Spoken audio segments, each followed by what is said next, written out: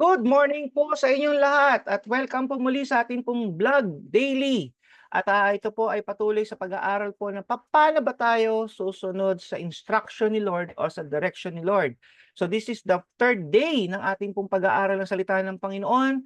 Sa unang araw po na tayo po ay nakapakinig ng salita ng Panginoon na paano ba tayo susunod sa Lord, paano ba natin tatanggapin ang mga pangako niya, paano ba natin ito gagawin. So kailangan pag meron tayong narinig sa Lord, meron tayong instruction na natanggap sa Lord, we must obey immediately. Wala pong delayed obedience.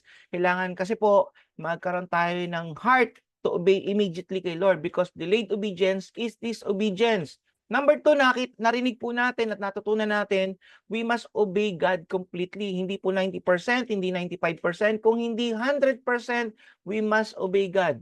So kung ano po yung narinig natin, kung ano po yung nabasa natin, yung instruction ni Lord, completely po susundin po natin yan. At ang pangatlo po, ito po ay dapat tayo ay we must obey God joyfully. Pero nung last time po, meron tayong napag-usapan na meron akong ikukwento sa inyo na kung saan meron po sa Bible po na nahihirapan sila sumunod sa Lord. Ito po yung obey God completely, di ba po? Ito po ay matatagpuan niyo sa 2 Kings 5:8 na kung saan ito po ay merong man of God, si Prophet Elisha po, at si Naaman. Sino ba itong Naaman na to? Naaman po ay isang commander ng mga sundalo po ni King ng Aram nung panahon na yun. Kaso ito ay Naaman po ay siya ay isang mahusay na warrior. Marami siyang victory na binigay dun sa hari ng Aram, pero tinamaan po siya ng sakit na leprosy. Ngayon, hindi nila malaman paano ba 'to mapapagaling. Wala pong kagalingan pa ang leprosy nung araw na 'yon.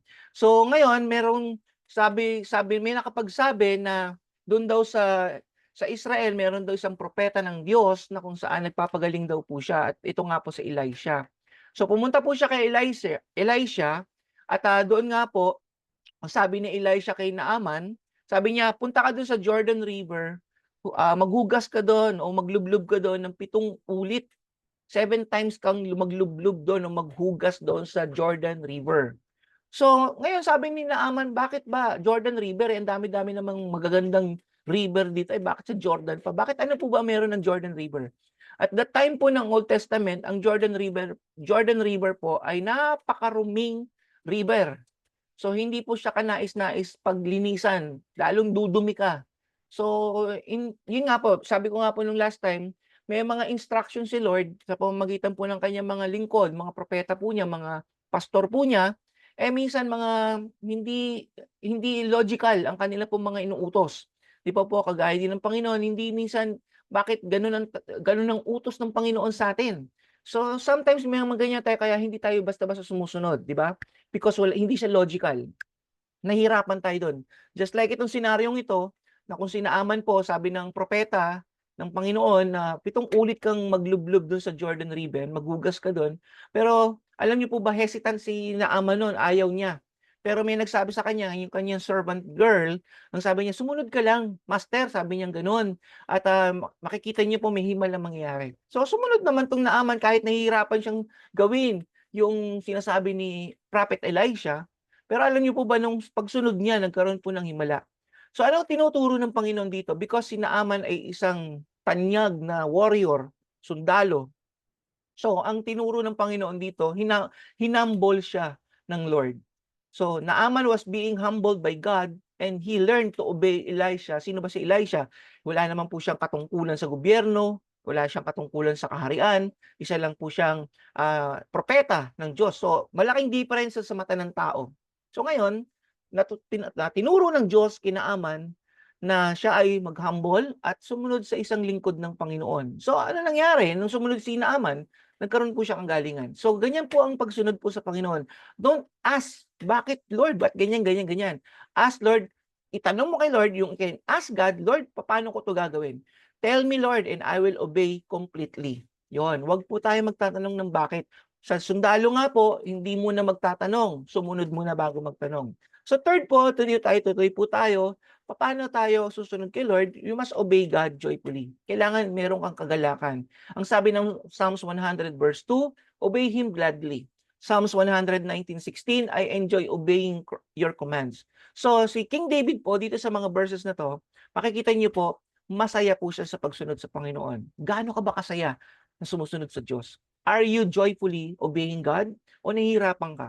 Kapatid, kailangan mindset, baguhin natin ang mind natin, baguhin natin ang puso natin sa pagsunod sa Panginoon. You have the heart na meron kang saya sa pagsunod sa Panginoon. So, Psalms 119, sabi pa rin ni King David sa verse 47, I find pleasure in obeying your command. So, sabi po ng hari po yan. So, why it is enjoyable to obey God? Bakit ba masaya na sumunod sa Panginoon? Number one, because you will have a fewer problem. O, di ba? Mundo natin, punong-puno ng problema, punong-puno ng stress, punong-puno ng worry.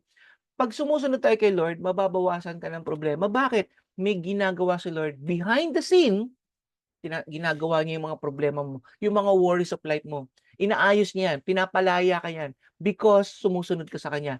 Kasi po ang salita ng Diyos, instruction manual po natin yan. Kaya unfortunately, maraming mga mananampalataya, maraming mga tao hindi nagbabasa ng Bible. So, kailangan po natin umpisahan na magbasa ng Bible at sumunod po tayo. Amen? So, number 2, because bakit mag-i-enjoyable ang pagbabasa ng salita ng Diyos? Because you will know you will be rewarded. Hindi lang magkakaroon ka ng pure problem, magkakaroon ka ng kalayaan sa mga worries mo, ikaw ay magkakaroon din ng rewards mula sa Lord. Yan ang mga bagay na makukuha mo na naman pag meron kang pagsunod mo sa Panginoon. So God measures your love not on what you say to Him, but by what your obedience is. So mini-measure ng Lord yung love natin, hindi dahil tataas tayo ng kamay, hindi sinasabi natin, Lord, I love you. No. Ang tinitingnan ni Lord, gaano ka ba ka-obedient sa Kanya. Amen? So that is the natural thing, kagaya din sa ating mga magulang, kung mahal tayo daw ng ating mga anak, tayo daw po dapat ay maging masunurin din sa ating mga magulang. Hindi lang sabi, Mama, I love you, Papa, I love you. Pero hindi ka naman maging masunurin. Wait na po, teka po, di ba, ba't po ako, nagiging paniki ang mga tao po ngayon. So, kailangan obedient tayo. So, lastly po, pagsunod po natin sa Panginoon, you have to be continually obeying God. Continuously. Amen? So, hindi lang basta nagustuhan mo lang ngayon, bukas hindi na. So, you have to set your mind, set your thoughts na pagsunod sa Lord, hindi lang completely, but continuous. Hindi lang joyfully, but continuous. Kasi lagi may sinasabi si Lord. Just like ang mga magulang natin, ang mga boss natin, teachers natin, lagi may sinasabi yan. Ganun din si Lord, lagi may sinasabi. Ang problema lang, hindi tayo nakikinig. Kailangan makinig na po tayo. So, Psalms 119 verse 112, sasabi dito, I am determined to obey you until I die. So, do you do like this din sinasabi ni King David? Na hanggang mamatay tayo, susunod tayo kay Lord. So, sana lahat tayo, no? Sana all, di ba, na sumusunod tayo kay Lord. So, sabi naman Psalms 119 verse 33, just tell me what to do and I will do it, Lord. As long as I live, I'll wholeheartedly obey. So, makita niyo po dito ang King David, no? Si King David, grabe yung love niya kay Lord. Tell me what to do and I will do it, Lord. As long as I live, di ba? I will obey wholeheartedly. Grabe, no? So sana lahat tayo mga mananampalataya, sana lahat tayo naniniwala kay Jesucristo, sana lahat tayo bilang mga anak niya na tayo maging masunurin sa Panginoon. So, Philippians 3:16, we must be sure to obey the truth we have learned already. So, meron tayong natutunan ever since na tayo po ay nakakapakinig na ng salita ng Diyos, pero kailangan nating sumunod. Amen? So, importante ang pagsunod. Hindi lang maniwala. Because kung talaga naniniwala ka sa Diyos, nandun po ang ating pagsunod. So I hope, ito po mga topics po natin, ito po mga per day na tinuturo po ng Panginoon sa atin, lalo-lalo ito paano sumunod. Ito yung nagiging problema po ng mga Kristiyano, ang pagsunod po talaga. So I hope na kayo po ay na-challenge that you will encourage to follow God. Kasi ang dami talagang mga pangako. Gusto ko po maranasan niyo itong mga pangako ng Lord. Gusto ko po ma-release kayo. Ayoko po kayo nahihirapan, nasasaktan. Di ba? Ang dami-dami yung pasanin sa inyong mga balikat, ng mga problema ang araw-araw na yung kinakaharap. Pero pag sa Lord ka lumapit, sa Lord ka lagi masunurin, siya lang ang pinakikinggan mo, at hindi yung mga sabi-sabi ng tao, di ba? Grabe, you will be rewarded at magkakaroon ka ng freedom sa lahat ng mga negative na pinagdadaanan mo sa buhay because you will walk according to His Word, according to the light. Meron kung sino man ang naging Kristo, siya ay malaya ng lubos. So, hallelujah. So I hope na-encourage ko po kayo sa ating po 3 araw na pinag-aralan, paano ba ako susunod sa instruction ni Lord. So tayo po'y mag-pray. Hallelujah. Heavenly Father, we thank you, Lord, once again sa araw na ito na kung saan, Panginoon, ito po yung part 3 ng amin pong natutunan, paano ba sumunod talaga sa iyo, Lord, sa mga instruction mo. Kaya, Panginoon, salamat po sa mga encouragement po ninyo sa amin. Thank you, O God, for the word.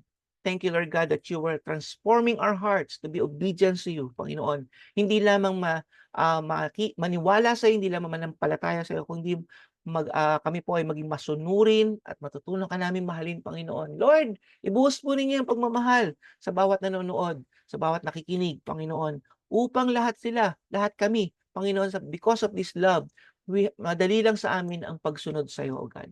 Yeah, thank you so much, Father God. Thank you, Lord Jesus Christ, for this. Bless everyone, oh God, in this day. In Jesus' mighty name, amen. God bless you all. Hallelujah, and have a good day.